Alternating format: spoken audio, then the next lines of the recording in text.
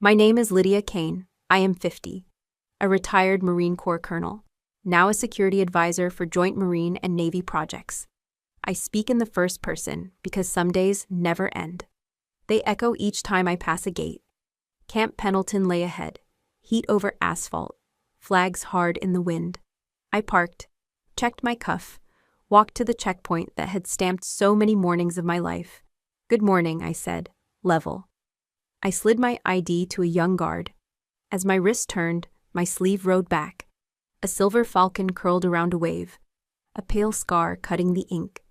He glanced down, then up, uncertain what to do with something not in his manual. The scanner chirped green. The gate arm stayed horizontal, waiting for a second confirmation. A command voice crashed from behind. "That fake tattoo is a disgrace," my father shouted, ordering me to leave the base. Conversation stopped. Engines idled. I stayed silent. Silence is a tactic. It keeps oxygen in the room when heat rises. He closed the distance. Rear Admiral Kane, retired, posture set to permanent inspection. He pointed at my arm as if it were contraband. "Get her out of here," he told the guard. Habit makes orders easy. It does not make them lawful. Sweat brightened the guard's temple. He looked toward the booth, toward a sergeant stepping out, then reached for my elbow. I did not move. The ink warmed under my skin, not from shame, from memory. Night water, rotor wash, the taste of salt when your mouth is dry from fear. I placed my free hand on the counter, shoulders down, spine straight. If I argued, the phones would record an argument. If I explained, the phones would record a daughter pleading. I chose posture, not noise. Phones rose anyway. Visitors, contractors, a teenager on a day pass. Everyone likes a spectacle. Few know what it costs. The guard touched my elbow with 2 fingers. Polite, trained. "Ma'am, please," he said. The sergeant halted beside him, measured the scene, and glanced past my shoulder at someone approaching. My father leaned in, voice quieter, not kinder. "You think that ink buys you belonging," he said. "It does not anymore." I let the words pass. There are times when you steer a ship by holding steady. The storm spends itself around you. My breath stayed slow, my jaw unlocked, my eyes forward. The halyard pinged against the flagpole, metal against metal, impatient. Cadence floated from the grinder, rhythm without words. I remembered the night before I shipped.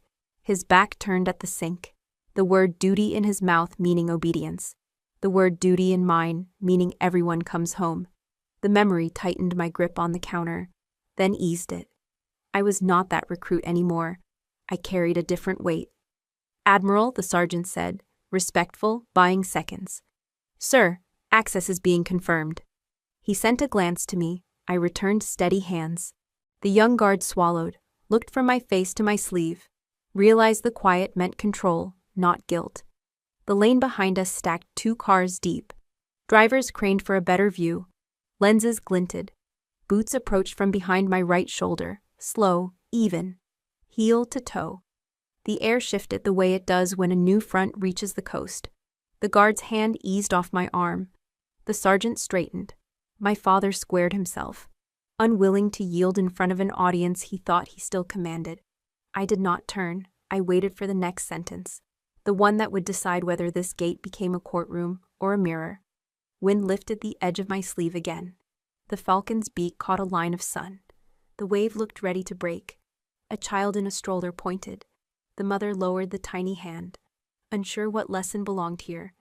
My name rose in memory, carried on rotor noise, answered by the oath I made when I took command. The present pressed back. Heat, breath, the click of a second hand above the pass window. I was aware of everything, committed to nothing but stillness, a discipline that feels like defiance until truth arrives. The guard drew one breath, the sergeant drew another. The lane behind us stacked with cars. A flag snapped, boots turned. I kept my eyes ahead and my voice in reserve, ready for the sentence that would decide whether this place remembered spectacle or remembered standards.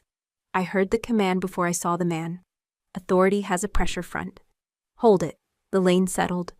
Colonel Marcus Davis, base captain, stepped into view. He studied my wrist, not my face. as if the ink itself were testimony. He asked nothing. He rolled up his own sleeve. Quiet became proof. The same falcon, the same wave. A diagonal scar through ink that matched mine. It was a private language in skin. A password no rumor could counterfeit.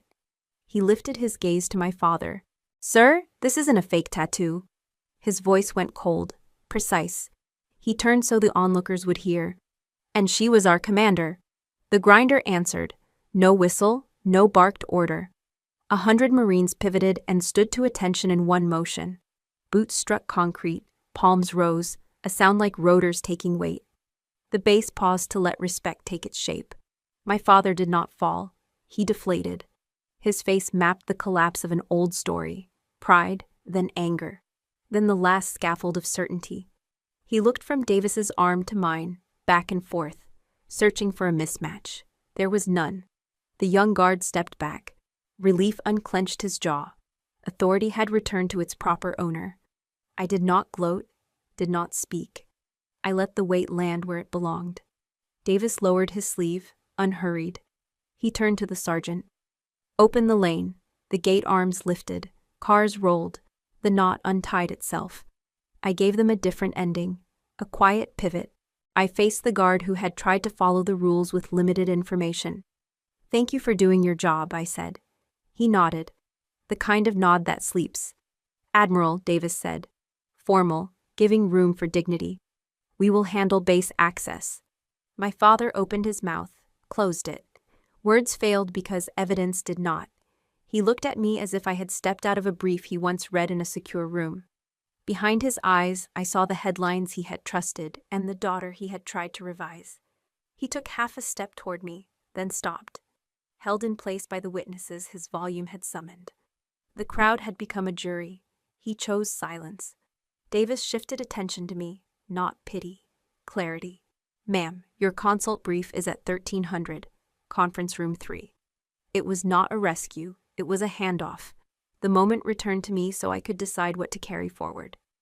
I nodded once. The posture of the past loosened. I stepped through the gate, not as a concession but as a fact. The Marines on the grinder dropped their salutes. Cadence resumed. The base exhaled. A breeze moved across the deck. I walked at an even pace. At the corner of the admin building, a lance corporal jogged up, eyes bright with the half fear and half pride that follows a myth made real. "Ma'am, is it true? Were you the task force lead at Cold Tides?" I kept my answer spare. "We had a job. We did it. We came home." He stood taller. That is what stories are for, to raise one spine at a time. I paused near the flagstaff. The halyard found rhythm again. Respect stayed in the air after sound faded. It felt like salt on the tongue. Back at the gate, my father spoke with the sergeant and the guard, not shouting, a beginning instead of an ending. I did not go back. A commander does not march her unit backward into a storm already spent. Inside admin, I signed in, clipped a visitor band beneath the ink. The clerk tried not to stare, and still did. I offered a neutral smile, enough to let the moment pass. Along the wall hung photographs of change of command ceremonies. Colors passed, hands steady. Each frame a promise that leadership is service, not leverage. At the glass outside conference room 3, I caught my reflection set between ocean and hill. The falcon rested under my sleeve again. Out of sight, not out of purpose. The gate had cracked open more than access. It had opened the part of the story my father refused to read. The rest of the day would decide whether that crack became a fault line or a clean seam. I opened the door, accepted the brief, and carried the quiet forward. The brief would test more than policy. It would test patience and pride and truth again. 15 years ago, my life was measured in minutes, coordinates, and the sound of rotors cutting through the dark. The operation was called Cold Tides. On paper, it was a joint Marine-Navy mission to extract a besieged recon team in the Gulf of Aden. In reality, it was a gamble. Hostile control of the inlet, rough seas, no margin for error. I was the commanding officer of Task Force Triton. My signature on the plan, my responsibility if it failed. The silver falcon wrapped around a wave wasn't born in an artist's shop. It was born in that water. It became an unofficial emblem, a quiet pact among those who came home from missions no one was supposed to survive. No one ordered it, no paperwork recognized it. You earned it by living when the odds had already been tallied against you. On the second night of the operation, visibility was down to a quarter mile. Our first insertion had pulled 6 men out under heavy fire. The second wave was worse. Radio chatter was broken, and the evac point shifted twice because the inlet had become a kill box. By the third insertion, my pilots were running fuel into the red. Every decision felt like choosing between 2 doors that both led into fire. That was the night I first met Marcus Davis. Back then, he was a young lieutenant, blood soaking through the fabric at his shoulder, still clutching his rifle like he could will the rest of his squad to safety. I spotted him half collapsed behind the skeletal frame of a fishing skiff. I was supposed to be coordinating from the helo, but I'd gone back out with the team, against orders, because the math didn't add up without more hands on the ground. I remember the way his eyes locked on mine through the smoke. He was trying to push another Marine ahead of him toward the pickup zone, even as his knees threatened to fold. I slung his arm over my shoulder and dragged him through a path of salt water and shrapnel. We made it to the rope ladder just as the pilot yelled that we had 30 seconds before we had to pull out or ditch. When we cleared the inlet, he looked at me, pain blurred into disbelief, and said, "Ma'am, you came back for a third run?" I told him the truth. We don't leave our own in the water. Months later, after the debriefs were locked away and the mission file was sealed, we gathered in a quiet corner of a port town, far from any official ceremony. The surviving members of Triton sat in a circle, sleeves rolled up. A local artist, whose family had once been rescued by Marines during a different conflict, inked the falcon and the wave onto each of us. It wasn't decoration, it was memory burned into skin. A reminder that we had once been pulled from the deep and had pulled others with us. That was the mark my father called a disgrace. That was the ink that made 100 Marines stand to attention without a command. It wasn't rebellion. It was belonging of the rarest kind. And it was the reason I knew that my silence at the gate would speak louder than any defense I could have given. My father wore the uniform for 35 years, Rear Admiral Kane. In his world, order was the spine of everything, and deviation was decay. He'd carved out his career in the Navy with precision. No scandal, no blemish, no risk that wasn't sanctioned by a chain of command 10 signatures deep. To him, the military was a machine, and the family served it in their assigned places. When I told him I was joining the Marine Corps instead of the Navy, the air between us went cold. He didn't shout that day. He didn't have to. He just said, "Marines chew up women. You'll do better in logistics, where you belong." It wasn't concern I heard in his voice. It was dismissal dressed as advice. Through my early deployments, we spoke in formal bursts. Holidays, obligatory congratulations on promotions. He never asked about operations. I never volunteered. When I made Colonel, he sent a single-line email. "Congratulations on your service record." It read like a commendation to a stranger. The fracture widened the day he first saw the tattoo. I'd come home between assignments, wearing a short-sleeved shirt. His gaze dropped to my forearm. His mouth tightened. "What is that?" I told him it was a unit mark. He stared at it like it was evidence of a crime. "That's not a mark of honor, it's a stain. You're branding yourself like you're part of a gang." I tried to explain, not to defend, but to bridge the gap. I told him about Operation Cold Tides, about pulling Marines from the water, about what that emblem meant to the ones who survived. He didn't even sit down to listen. He cut me off with a sharp wave of his hand. "Unnecessary risk. Unnecessary wounds. You could have been in procurement, in strategy, where you belonged. That tattoo doesn't make you brave, it makes you reckless." It wasn't the insult to my judgment that hurt. It was the refusal to even acknowledge the cost of what I'd done. Not for glory, not for defiance, but for lives that now had years they might never have had. In his eyes, bravery without authorization was insubordination, and scars without a ribbon were wasted. From then on, the tattoo became a quiet fault line between us. At family gatherings, he'd glance at it and shake his head. If anyone asked about it, he'd change the subject. To him, it was a visible reminder that I had chosen my own path instead of the one he'd laid out. I stopped trying to win his approval, but I never stopped hoping somewhere in the quiet corners of myself, that one day he'd understand. Not necessarily to admit he was wrong. Admirals don't do that. But at least to see that the path I chose was not rebellion for rebellion's sake. It was duty, just drawn in a different ink. That hope dimmed over the years, especially when I heard him speak about women in combat, as if it were a temporary experiment. He believed in meritocracy in theory. In practice, his definition of merit had a narrow frame. I lived outside of it. So when he called my tattoo a disgrace at the gate, it wasn't new. It was simply the loudest version of the same judgment I'd heard for years. But this time, he said it in front of Marines who knew what that mark meant. And this time, there was someone else there. Someone who had been in the water with me, ready to answer for me. That day, under the shadow of the base flag, I realized something I hadn't wanted to face before. My father might never see the meaning behind the ink, but the people who needed to see it already did. And maybe that was enough to keep carrying it. By noon, the clip from the gate had become 20 versions of itself. Every phone had a different angle. Every retelling added a drumbeat. Young Marines pushed it into the closed battalion forum. Contractors echoed it in group chats. A still frame of 2 rolled sleeves with matching ink floated to the top with a caption that asked, "Did the base captain just roll up for a legend?" I ate lunch in the mess. The room carried a hush that was not silence. It was calculation. Boots paused near my table. Trays slowed on steel rails. Conversations trimmed their volume when I passed. I was not surprised. The Marine Corps is a village with loudspeakers. The part that surprised me was how many faces looked relieved rather than curious. They were hungry for a story that honored the work they believed in. Respect and rumor travel together.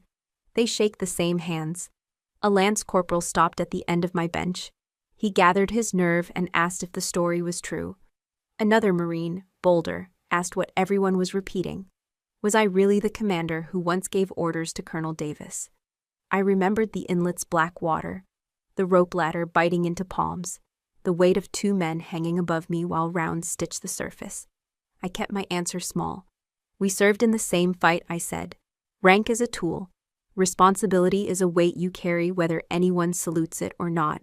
The younger Marine nodded. Humility recognized humility. It also recognized boundaries. He asked if I would teach a session on decision-making under fire.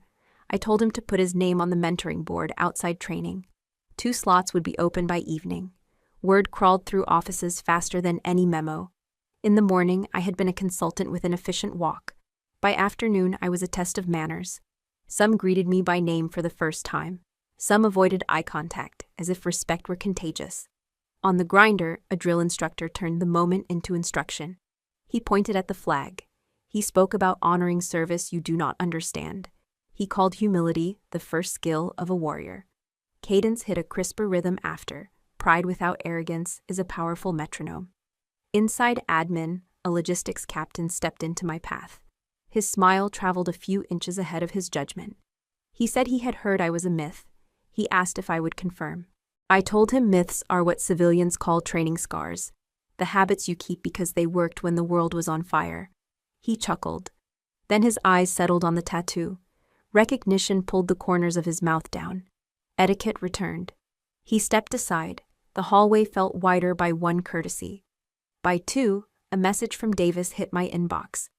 The strategy session at 1300 had shifted to 1430. The agenda listed cyber risk, perimeter redundancies, and joint protocols. My name sat in the copy line without fanfare. The invite did not flatter, it acknowledged. When I entered conference room 3, glances met mine. A few held, a few flinched. This is how institutions absorb a disruption. Davis stood near the screens. He did not introduce me as a guest. He said, "Colonel Kane will lead segment 2. The room recalibrated to a new center of gravity. I moved to the front. The projector warmed. The map appeared. We walk the intrusion pathways and fail over routines. A base carries mood like weather, and I felt the story thrum in the ductwork. Half the room followed the slides. The other half measured the distance between rumor and the person beside the projector. I kept pacing tight. I used pauses like doorways. I let operational logic do the persuading. At the end, Davis asked for questions. A lieutenant raised a hand. He wanted to know whether rank dynamics from past operations would influence current chains of authority. I said no. Influence here belongs to standards and to results. What we did then matters only if it strengthens what we do now. He nodded. The answer landed where it should. When we adjourned, the hallway displayed the ripples a rumor leaves. A corporal texting beneath a poster about integrity. A chief petty officer reminding a sailor to lower his voice. A civilian tech pretending to read while tracking my steps in the glass. I let the wave pass. I have been a story before. Being a story creates friction. It also buys a chance to turn attention into instruction. I walked to the mentoring board outside training. I added names and times today. As the sun slid over the hills, my phone buzzed with a message from protocol. VIP lounge at 1600. Admiral Kane requests a meeting. I stared at the screen until the vibration stopped. Gates deliver public verdicts. Lounges hold private hearings. I slipped the phone into my pocket. Checked my sleeve. The Falcon slept under cotton. Then I turned toward a conversation 15 years late. I arrived 5 minutes early to the VIP lounge. Early as a courtesy and a shield. The room smelled of leather and coffee. Framed prints of ships lined the walls, even on a Marine base. The Department of the Navy keeps its family portraits close. My father stood by the window, hands behind his back, profile set to inspection mode. He did not turn when the door closed. He waited for me to cross the space. Protocol stepped out. The latch clicked. We were 2 ranks and a gulf. He spoke first. "You still like making a show for a crowd, I see." The words were polished. The edge was not. I stayed near the table. I set my visitor band on the wood. The plastic left a faint oval. I stood still, sir, and let the base decide what it was willing to honor. I used, sir, the way you use a tourniquet. Tight enough to stop the bleeding, loose enough to save the limb. He faced me. His eyes found the cuff of my sleeve. Then my face, then the floor. "You embarrassed me," he said, at the gate, in front of my peers. The word peers stretched. Retirement does not retire pride. I kept my voice in the lane I use for junior officers who confuse volume with leadership. "I did not speak, Admiral. You did. You ordered a guard to remove a cleared consultant from a federal facility. The sergeant chose procedure over theater. The base captain chose facts. I let the sentence land. We both watched the market left. He moved 1 step closer, the kind used to reclaim space. "Your tattoo invited the drama," he said. "Markings like that turn soldiers into tribes. Tribes turn into problems." I rolled my sleeve an inch, not to provoke, to make the conversation honest. The Falcon caught light. The wave settled back into shadow. "This mark did not build a tribe. It recorded a debt," I said. "Each time I see it, I remember the names we kept, the names we lost, the standard that remains." He did not look. He stared past my shoulder at a ship print that had never smelled cordite. "Women do not need to prove anything to me," he said. "They belong in service. They belong in leadership. But they belong where risk is measured, not where risk multiplies." I heard the fear under the doctrine, the echo of a bad day he never names. "Risk multiplies when leaders fail to carry it," I said. I carried mine. I will carry it until no one under my watch has to pay for my hesitation. He inhaled like he was about to deliver a ruling. Then he did something unfamiliar. He let the breath out and waited. He tried a different flank. "You and Davis, were you his commander? Did you give him orders on that operation?" I held task force authority for a narrow window. I set boundaries and made calls when timing collapsed. He executed with courage. We both remember the ocean the same way. He nodded once, acknowledgement without surrender. He poured coffee. He set a cup near my hand without looking up. Service as conversation when language stalls. He circled back to the crowd at the gate. "You used their reverence," he said. "You let them perform for you." I could have argued intent. I chose fact. They did not perform for me. They performed for the standard they expect to outlive us. You called the standard a disgrace. They answered with posture. They were not saluting me. They were saluting what the ink represents when it is earned. Controversy finds oxygen in that truth.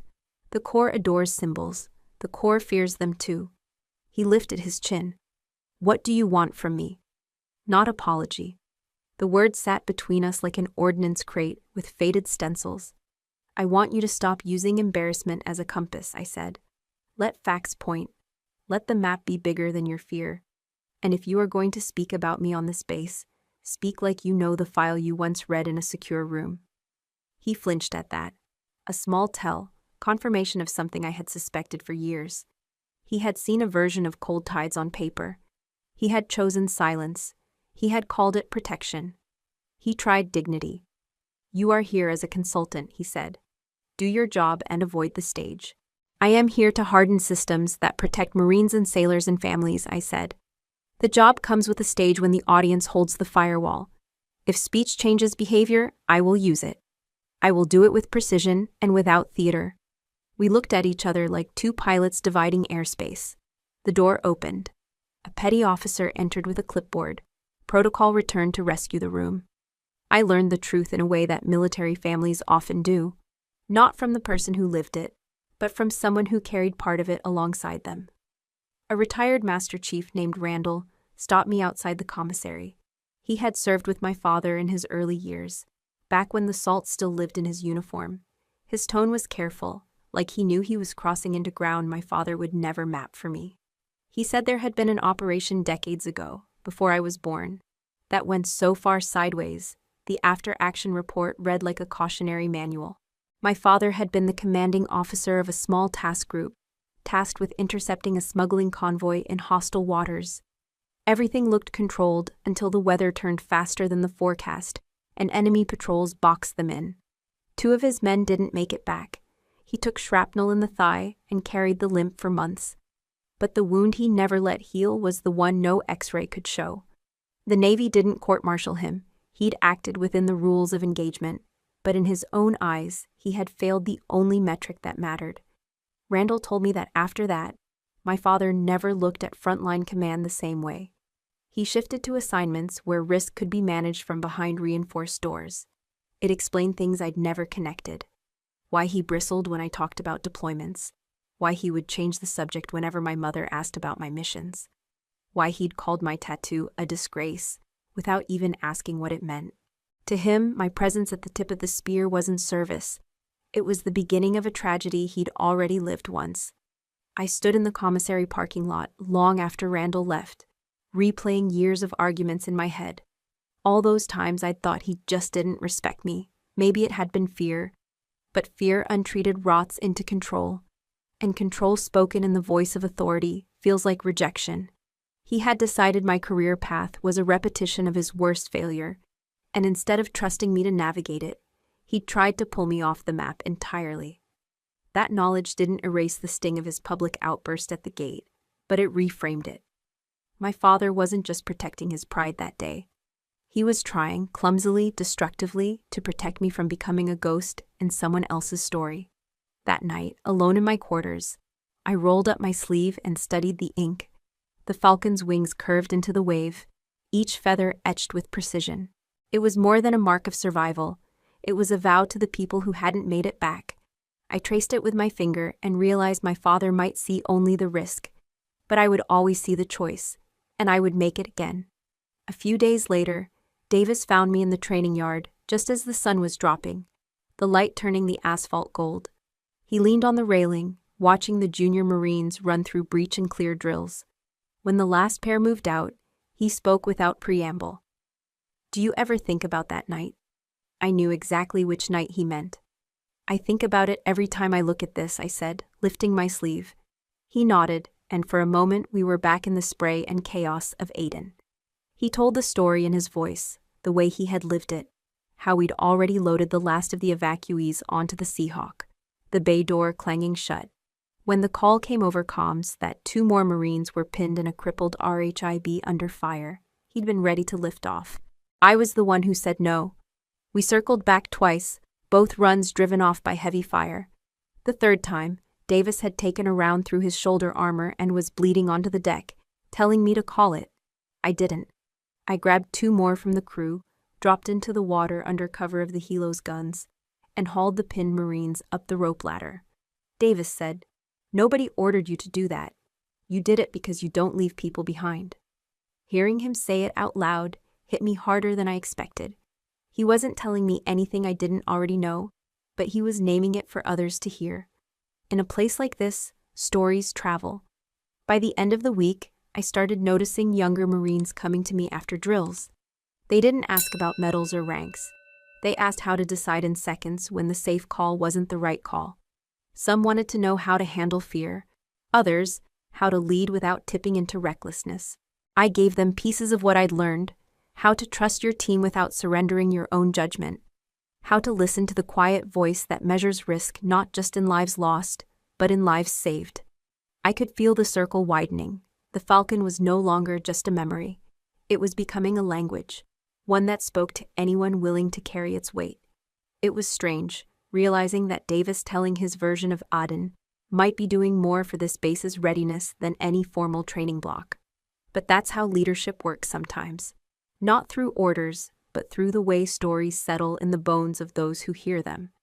And in that quiet transfer, I understood something my father never had. The past doesn't have to be a prison. It can be a map. Rumor took the shortest road a base can offer. A young lieutenant posted in the closed battalion forum and wrote, "No one may display a unit tattoo if they are not on active duty." He cited professionalism. He cited good order and discipline. He never wrote my name, yet every sentence bent toward my sleeve. Screenshots leaped to group chats. Captions argued over history and ego. The gate video became a measuring stick people held against their own convictions. I read the thread twice and felt the temperature rise. I kept my hands away from the keyboard. When a storm gathers over warm water, you do not seed it with more heat. You trim the sails and ride out the first gust. Some Marines agreed with the post. They said ink invites hero worship. They said a base is not a shrine to personal stories. A few added that consultants should be invisible. They wanted me useful and silent. Others pushed back. They said the Corps runs on memory as much as on fuel. They wanted the line between pride and arrogance drawn by those who had earned the right to draw it. My name did not appear, yet it ran under every paragraph like a current. A sergeant wrote that he had seen men freeze under fire because they had no story to stand on. He said a mark carried right can anchor a team when orders arrive late. A staff sergeant countered that standards should never depend on skin. He warned about cliques and hero clubs. Both held a piece of the truth. Both were fighting ghosts only they could see. I stayed out. Once you jump into a comment war, you drown in it. I have felt rip currents. I know how they pull. Davis did not stay out. He posted a short reply under his full name and billet. He wrote, "Some memories must be kept so we do not forget why we are alive." He added that the Falcon and the Wave were not a brand, but a ledger, each feather a tally of responsibility. The thread paused. The room in every office seemed to pause with it. Then the debate surged again. Some accused him of favoritism. Others reminded the skeptics that he had earned every letter sewn on his sleeve. Meanwhile, rumor grew teeth. A contractor whispered that I strutted through admin with cuffs rolled high. A lance corporal said I refused salutes in the corridor. A petty officer swore he saw me flash my tattoo like a pass. None of it was true. The most dangerous thing about a half-truth is the half that fits. I kept my sleeves down and my schedule full. I added mentoring hours. I taught decision-making under stress. I answered questions until the room could breathe. At afternoon formation, the battalion sergeant major addressed the tension without naming me. He said the Corps belongs to the living. He said honor your heritage without turning it into a pedestal. He made the field breathe. After dismissal, a private asked whether wearing a memorial bracelet after separation violates professionalism. The sergeant major tapped his own and said, "It is not the object. It is what you do while you wear it." The kid nodded. A rule formed inside him that no memo could replace. Still, the push and pull found new ground. An email circulated with a draft policy about visible tattoos in joint spaces. Someone wanted uniformity to triumph over nuance. Davis forwarded it to me with a single line. "We will handle this in training, not in a memo." He scheduled a roundtable. Operations, legal, chaplain, and medical joined 20 junior Marines. We spoke not about my forearm, but about the weight of symbols, how they steady, how they fracture, how the same mark can be ballast or burden depending on what the bearer gives back. The lieutenant who wrote the post attended. He kept his chin high. He listened. When it was his turn, he said he feared exclusionary clubs. He said he wanted a base where the newest private felt equal to the oldest sergeant major. I told him equality is a floor, excellence is a ladder, tradition is the wall that keeps the ladder from sliding out from under you. Legal clarified that no policy forbids private memorial ink. Medical reminded the room that belonging protects mental health after hard tours. The chaplain spoke about meaning, operations spoke about cohesion. By sundown, the comment thread cooled. The forum still held sharp words, but the edges had curled. On the grinder, cadence cut cleaner than it had all week. Somewhere a corporal told his fire team that bragging is noise and history is instruction. Somewhere a chief petty officer explained that symbols demand behavior that matches them. I walked the perimeter path until the sky went purple. I let the argument pass through like weather. Storms teach you what your roof is made of. Back in my room I made tea. I rolled my sleeve in the quiet and touched the falcon's beak. The ink felt like a compass that still held north. The map could blur, but the bearing remained. Outside, recruits jogged past the flag, their cadence steady, their eyes forward. The base felt calmer. The argument had burned off its heat. Protocol sent out a link to an internal interview with my father. The banner framed him as a decorated voice on leadership and service. In the second minute he said, "Honor does not live in tattoos. Honor lives in knowing when to step back." He spoke calmly. He looked into the camera the way admirals look at a chart. He sounded like a man offering ballast. To an untrained ear, the line was wisdom. To anyone who knew the gate, it was a verdict with the serial numbers filed off. I did not answer. I went for a run along the perimeter road. The ocean wind cut the heat. The rhythm of breath kept my thoughts from breaking rank. The interview moved like a flare. It drew moths and warnings. Some heard a father teaching restraint. Others heard contempt dressed as doctrine. The junior ranks asked whether stepping back means abandoning a teammate when the clock runs out. The question behind all questions was simpler. What does courage look like when no one agrees on the frame? Davis called in all hands for the sections that work the joint project. He did not mention the interview. He focused on mission.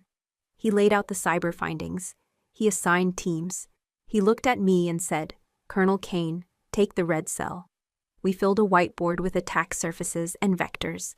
We wrote down the human places where pride or shame creates openings. I drew a box around rumor and wrote, "Weapon." The room nodded. Afterward, outside the briefing space, a lance corporal intercepted me with a question his mouth could barely carry. He said his squad leader had told him to remove a memorial tattoo during inspections. He said the ink listed names from a convoy attack. He asked if he was dishonoring those Marines by covering the script. I told him inspection is about uniformity and readiness. I told him grief does not need to be visible to be valid. I told him his behavior will speak louder than his forearm every single day. He stood straighter. He saluted and moved on. The interview kept circling. In chaplain services, a young Marine asked whether symbols become idols. The chaplain answered that worth must be earned in conduct. Late that afternoon, I crossed the quad and found my father standing under an awning, speaking to a small group of officers. He saw me. He did not wave. He continued, voice even. He repeated the line from the interview. The officers nodded, some because they agreed, some because habit nods for rank, even retired. I paused at the edge of the circle. I said nothing. That evening, protocol asked if I wanted to record a response. I declined. I told them the base did not need dueling sermons. It needed standards and work. I wrote a short note for the mentoring portal about restraint under provocation. I told them that some fights deserve your calendar more than your fists. Show up early, deliver results. Let outcome argue for you. By morning, the interview had sparked a new thread. A lieutenant praised stepping back. A gunnery sergeant replied that systems fail without people willing to step forward. He listed names from battles most of the thread had only seen on classroom slides. The debate found a sharper edge when a medic posted about survivor guilt. He wrote that symbols can ground those who carry grief. He warned that shaming symbols often shames the grief attached to them. That post changed the tone. The thread dropped volume and gained weight. Near noon, Davis stopped by my office. He closed the door. He leaned on the frame. He said he would take heat for the salute on the grinder and for endorsing the round table. He said he would carry that load, because a base must remember not only what it protects, but why. He did not advise me to answer my father or to ignore him. He reminded me that we do not control how a story starts. We control how we behave when it refuses to end. I thanked him. Then I went back to the red cell and erased 3 lines on the board. The plan got cleaner when pride sat down and patience stood up. That night, the internal channel aired a short segment called Quiet Standards. It showed Marines restoring a memorial, sailors repairing a pier, and civilians upgrading a firewall. There was no narration, only ambient sound and the flag at retreat. The base understood the message. Respect lives in what you build and guard. I lay awake with the window cracked. The falcon under my sleeve felt warm against my pulse. My father's sentence kept lifting and falling in my head. Honor lives in knowing when to step back. I turned it like a coin and saw a second side. Sometimes honor lives in stepping forward when the safe choice would keep you clean. The argument would not crown a winner, it would shape a weak. It would push us toward the decision waiting in the next room. It would harden us for the crisis none of us had seen yet. The file arrived by mistake. At least that's what the logistics clerk said when he slid the brown envelope onto my desk in the contracting office. It was addressed to a retired flag officer, but the routing code carried my name. I broke the seal, saw the classification stamp, and felt my pulse step up. The cover sheet read, After Action Summary, Operation Cold Tides. My name sat on line 3, right under Commander, Task Force Triton. I thought I knew every page of that operation's history, but this version wasn't the sanitized brief. It had casualty grids, communications logs, and the blunt truth about decisions made in those 26 hours. Halfway down page 7 was a note. Reviewed by Rear Admiral Robert Kane, flag retired. My father's initials in the margin. I sat back and let the timeline unspool. The entry on 0330 hours, decision to reinsert for third extraction, was marked Command Initiative, direct risk to commander's life, decisive in survival of 15 personnel. The analyst had underlined commendable. My father had circled it once in red. So he had read the truth. Not the rumor, not the hallway version. He knew the risk I took and the outcome it secured. He knew the falcon and the wave were not decoration, but ledger. Yet for 15 years, he never said a word that hinted at this knowledge. That night, I drove out past the perimeter road until the ocean opened in front of me. I sat on the hood with the file in my lap, listening to the break of waves. The anger didn't come as a shout. It came as a tide, slow and full, carrying debris from years of silence. My father had stood by while my reputation was gnawed at by those who measured worth in stripes and dates of service. He had called my tattoo a disgrace, knowing it was an honor earned under fire. When I confronted him the next morning, he didn't deny it. He stood in his kitchen, coffee steaming between us, and said, "If I had made that public back then, you'd have been dragged into political fights you weren't ready for." His voice carried no apology, just calculation. "Your name would have been currency, and currency gets spent." I told him I could have carried that weight. He said, "Not without it costing you more than you know." For a moment, the room felt smaller than the helo cabin had in Aden. The air pressed close. I left without finishing my coffee. In the car, I thought about the choice he had made. It wasn't cowardice. It was a kind of protection, jagged-edged and absolute. He believes shielding me from political crossfire was worth letting others think less of me. But protection that erases truth is its own kind of injury. He had chosen silence over recognition, and in doing so, had kept part of me in the dark. Back on base, I locked the file in a safe. I didn't shred it. Some truths need to wait for the right battlefield. The revelation didn't erase the years between us, but it shifted the weight. My father's judgment was still hard, still quick, but now I could see the trench it came from. He wasn't just trying to control me. He was trying, in his own way, to keep me from the kind of war you fight in dress blues, instead of camis. And maybe he feared that was the one I couldn't win. That night, Davis found me in the operations tent, long after most of the lights on base had gone dark. I was staring at the falcon on my forearm, the beak disappearing under the cuff of my sleeve. He asked what had me looking like I was listening to a voice no one else could hear. I told him about Sergeant Miller. Miller had been on my team in Aden. a combat engineer with a crooked grin and a knack for making half-broken equipment run like new. During the second extraction attempt, shrapnel tore through his side. We stabilized him on the helo, but when we landed to go back for the third run, he grabbed my wrist. His hand was slick with blood, but his grip was iron. He said, "Don't let them forget us. Not me, us. The living and the dead, the moments that made the difference between one more sunrise and none at all." By the time we brought the last 15 out, Miller was gone. His body made it home under a flag. His voice stayed with me, steady as the rotor wash that night. Weeks later, the survivors gathered in a hangar stateside. No press, no ceremony. Just the quiet exchange of glances between people who had walked through the same fire. One of the older warrant officers produced a sketch, the Falcon and the Wave. "We put this on skin," he said. "So when we see it, we know." There was no order, no requirement. Only a choice. I made mine without hesitation. The needle bit, the ink sank in. Miller's voice settled deeper. I told Davis that for me, the tattoo isn't about display. It's about anchoring a promise. Every time I see it, I hear him. Every time someone asks, I get to tell a piece of the story. That's how you keep people from disappearing twice. Once in life, and again in memory. Davis leaned against the table, arms folded. "You've been carrying that alone a long time," he said. I shrugged. "It's not a weight, it's a compass." He nodded like he understood the difference. Then he said, "You know, promises like that. They're dangerous to people who want the past to stay quiet. That's why it rattles them when they see the ink. It's not the art, it's the fact it speaks." His words settled in. Maybe that's why my father reacted the way he did at the gate. Not just because of pride or policy, but because the tattoo is a voice he can't control, telling a truth he once chose to hide. The next day, during a break in training, a young corporal asked me point blank if the Falcon was from Aden. I told him yes. He asked if everyone who had it made it back. I told him no. His eyes dropped to the deck, and I knew he was thinking of his own list of names. I said, "It's not about how we left.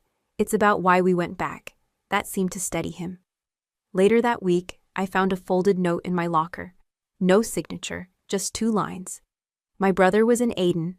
Thank you for keeping your promise." Inside was a small sketch of the Falcon, drawn in pencil, worn at the edges like it had been carried a long time. I kept it in the same drawer as the file from my father's kitchen. 2 different truths, one born in silence, the other carried in open ink. Both part of the same map I was still learning to read. When I walked the grinder that evening, sleeves rolled in the warm light. A few Marines glanced at the tattoo. No one said a word. But I could tell, by the way some of them squared their shoulders, that they'd heard a piece of Miller's voice too.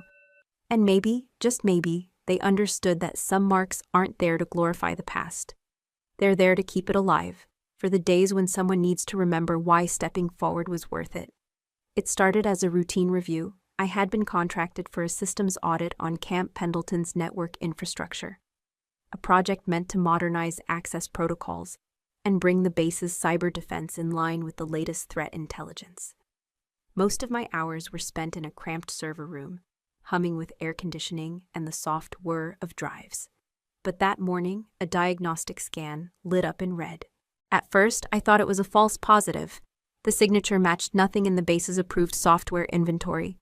Then I dug deeper. Buried in a service directory was a backdoor. Small, elegant, and dangerous. It had been sitting dormant for months, maybe longer, hidden in code that mimicked a standard system update. Once triggered, it could scrape and relay operational data straight to an external server. The kind of data it was quietly indexing made my stomach tighten. Deployment rosters, transport schedules, GPS logs for units abroad. That meant the coordinates of an active special operations team, currently embedded overseas, were within reach. I traced the signal to a foreign IP routed through multiple blind relays. This wasn't amateur work. Someone with resources had built this, and they'd been patient, waiting.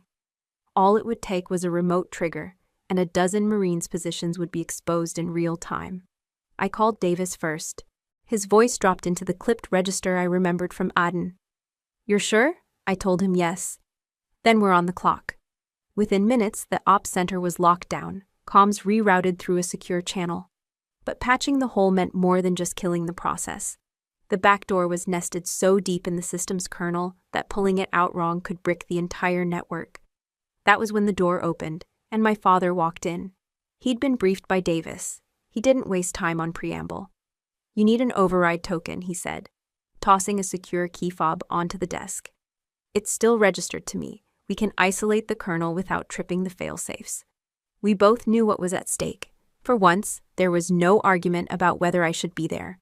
Only the clock and the code. I pulled the network diagram onto the screen. He took the adjacent terminal and started mapping the affected nodes. It was strange, working side by side like that.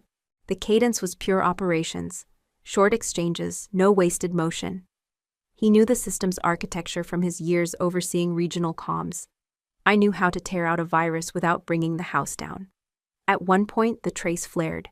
The backdoor had begun polling the GPS cache. My father swore under his breath.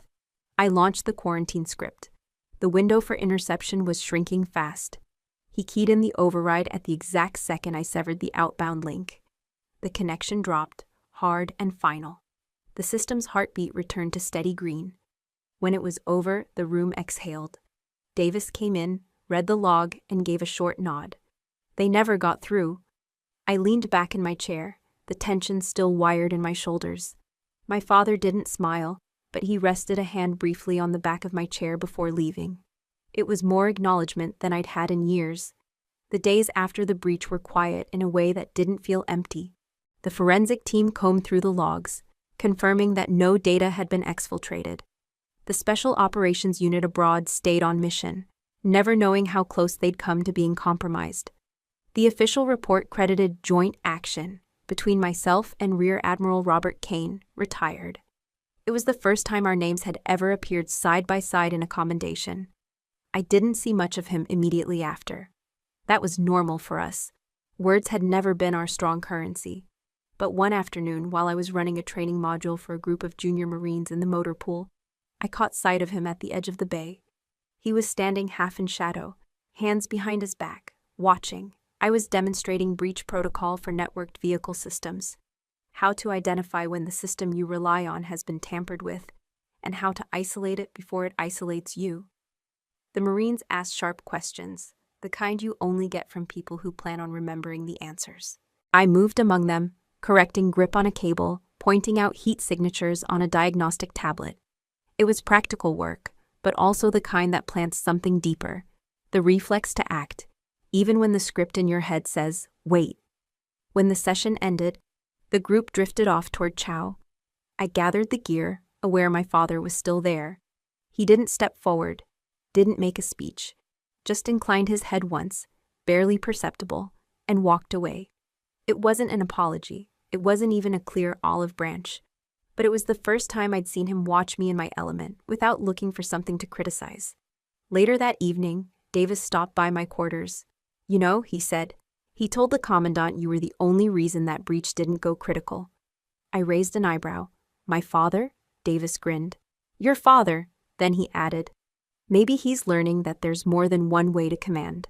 I thought about that as I unrolled my sleeves. The falcon vanishing under fabric.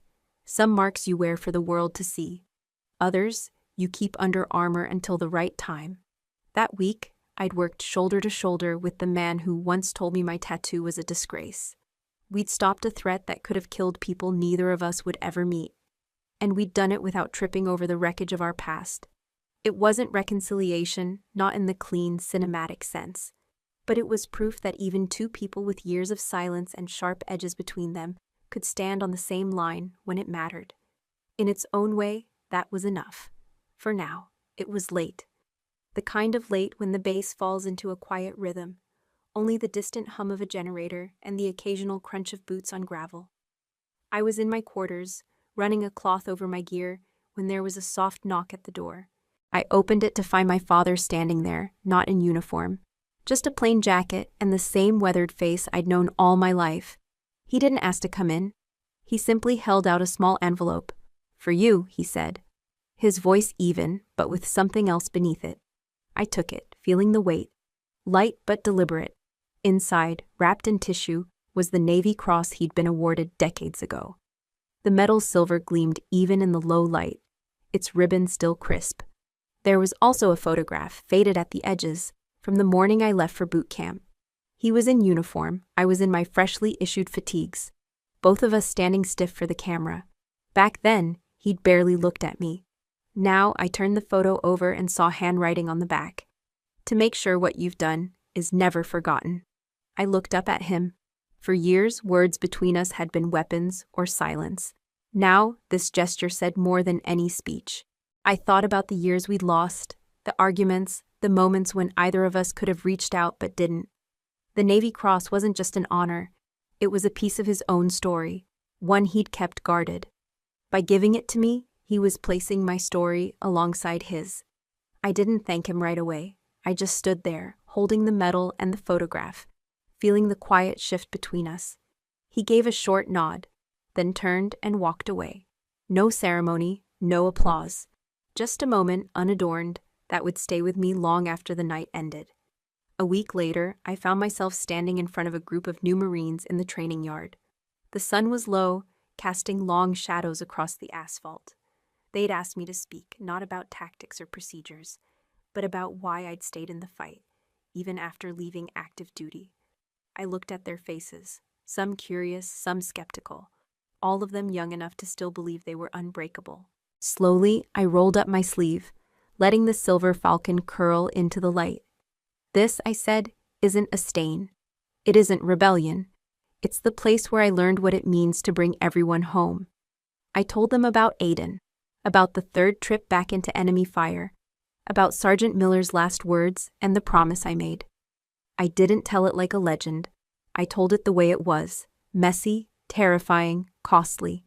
And then I told them why I carried the mark still. Because some memories, I said, are the kind we keep visible, not to glorify them, but to remind us what they cost, and why we can't forget. When I finished, there was no applause, just a respectful quiet. The kind that says people are thinking, weighing the words for themselves. I looked down at the tattoo once more, sunlight pooling over it. For years, I'd felt I had to defend it, to prove it was real, to prove I was worthy of wearing it. Now, I didn't need anyone's validation. The proof was in the lives still being lived because of what we'd done. Before we say goodbye, I want to leave you with this. Where are you watching from? Is it a quiet morning with a warm cup of coffee?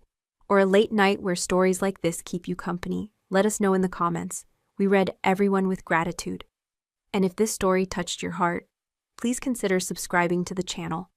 Not just to hear more stories like this, but to be part of a community that still believes in kindness, healing, and second chances. Thank you for spending your time with us today. Wherever you are, I hope you carry this story with you. And remember, sometimes the miracle doesn't knock on your door. It waits quietly until you're ready to open your heart.